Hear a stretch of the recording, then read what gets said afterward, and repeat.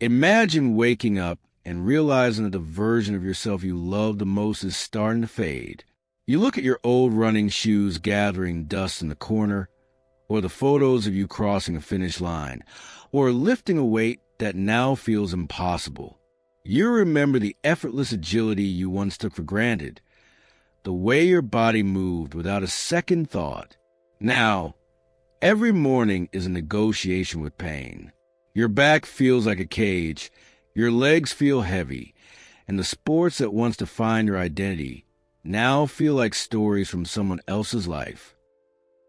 This is the ghost of your former self.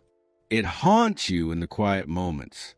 It whispers that your best days are behind you, and that without your physical speed or strength, you are somehow less than.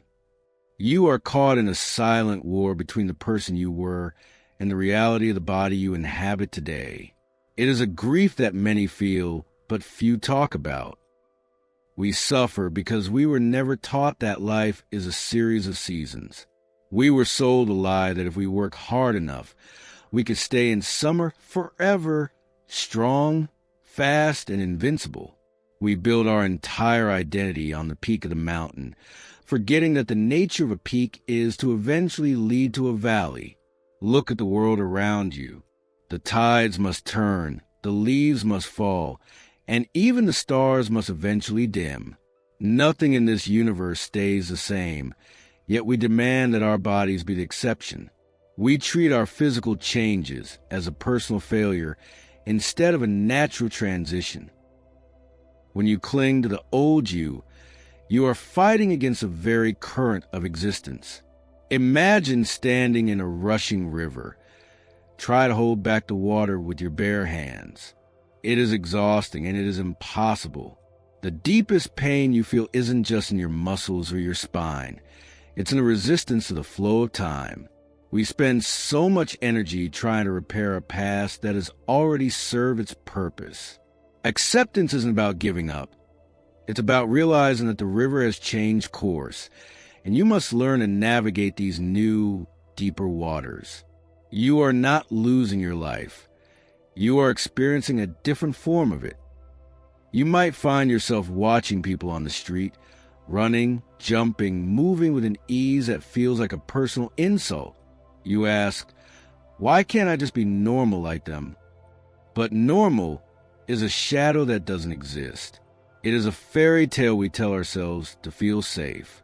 Behind every perfect stride you see, there is often a mind paralyzed by anxiety, a soul struggling with a different kind of invisible loss, or a heart heavy with grief you cannot see. We are all broken in ways that don't show up on an X-ray. Your new normal is not a downgrade. It is an invitation to explore the internal landscape that most people are too busy to notice. If you can no longer run with your legs, you are being asked to fly with your perspective. If you can no longer lift heavy weights, you are being challenged to lift the weight of your own shadows. You are trading external speed for internal stillness.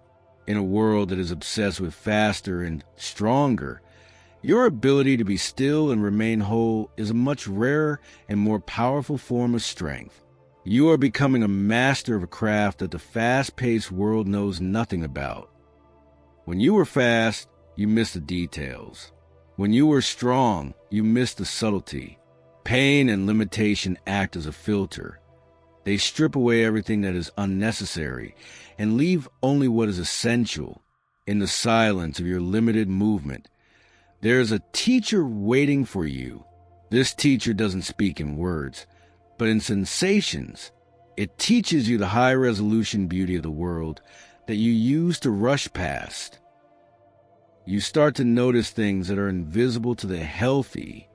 The way the morning light catches a single drop of water on a glass. The profound, tectonic depth of a single honest conversation where words are no longer needed.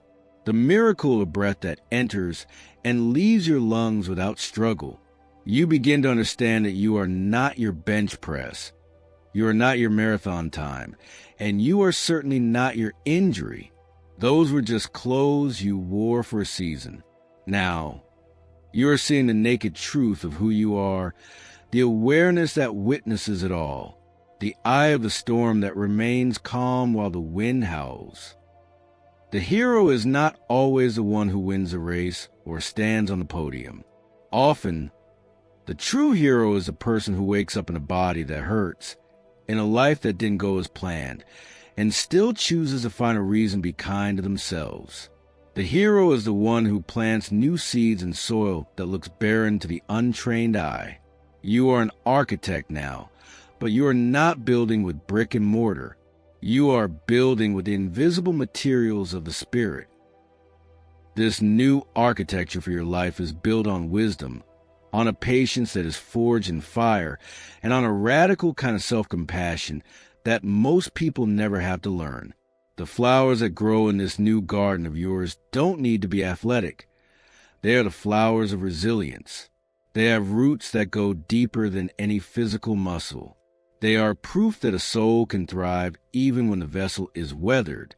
You are learning that your worth is not something you do, but something you are.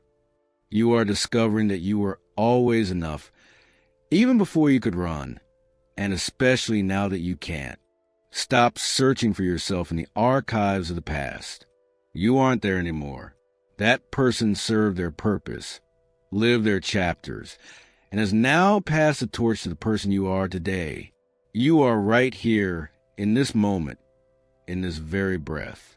You don't need to be fixed to be whole. We have been conditioned to believe that only the unbroken are beautiful. But think of the most ancient mountains. They are jagged, eroded, and cracked, yet that is exactly what makes them majestic. A cracked vase can still hold the most beautiful flowers. In fact, the cracks are where the light gets in, and they are where the water of life can truly seep through. You don't need to return to the person you were to be worthy of love, happiness, or respect. Happiness doesn't lie in the shadows of what you lost.